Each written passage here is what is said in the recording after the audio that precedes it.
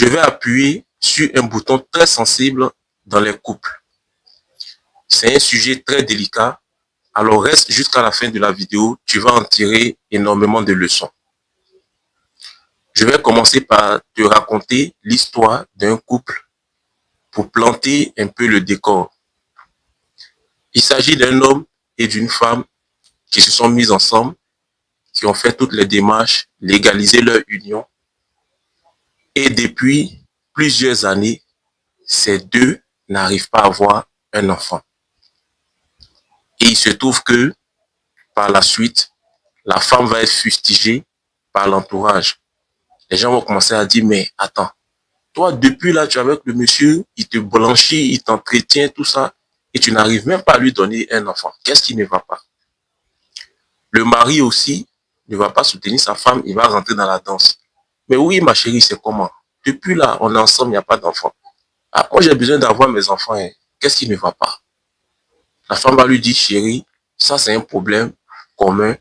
Allons à l'hôpital. On va essayer de faire des analyses pour voir qu'est-ce qui ne va pas. Il dit, non, je ne peux pas. Pourquoi?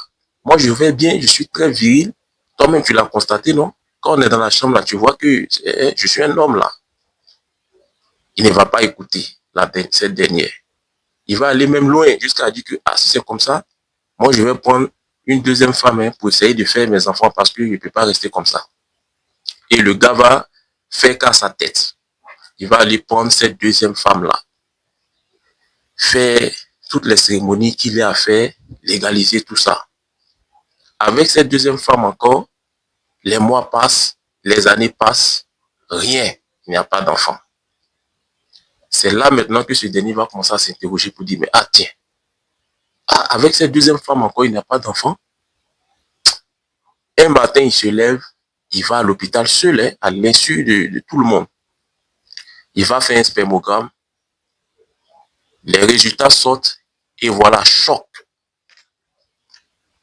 Les résultats montrent clairement que ce dernier souffre d'une infertilité, une anomalie spermatique. Et donc, c'était lui le problème. C'est à cause de lui qu'il n'avait pas d'enfant. Frère, je vais te parler dans cette vidéo de l'infertilité masculine, qui est un fléau aujourd'hui, qui est tabou dans le milieu des garçons, parce que ça touche à l'honneur, à la dignité de l'homme. Ça touche, oui, à la virilité. Hein, la virilité de l'homme est remise en cause par cette anomalie-là. Et donc, les hommes en parlent peu parce que ça fait honte. Un homme qui reçoit l'information selon laquelle il est infertile se voit vraiment découragé, humilié, abattu. Parce qu'il a perdu même son essence d'homme. Mais dans cette vidéo, je vais te donner une solution pour en venir à bout de l'infertilité masculine. Il y a plusieurs solutions dans le monde de la médecine et tout ça. Moi, je vais te donner une solution qui n'est pas compliquée, mais qui est efficace, qui va t'aider à procréer tranquillement.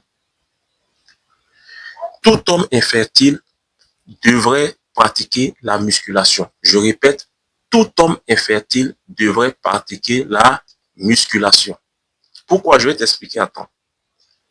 La musculation va agir sur un paramètre qui est essentiel et qui est crucial dans la spermatogénèse, c'est-à-dire la formation des spermatozoïdes. Il s'agit de la testostérone.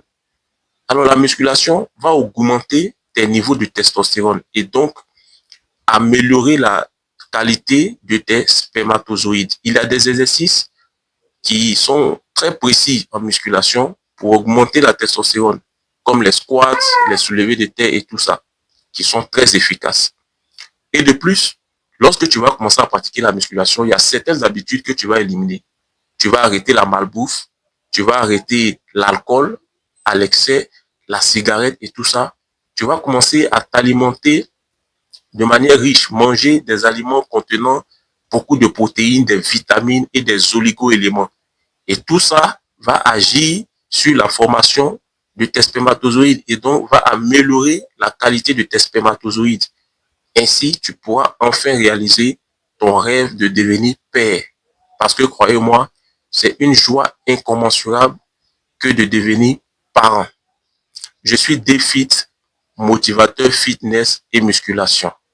Si tu as aimé cette vidéo, si tu l'as apprécié, qu'elle t'a plu, like et abonne-toi pour ne pas manquer les prochaines.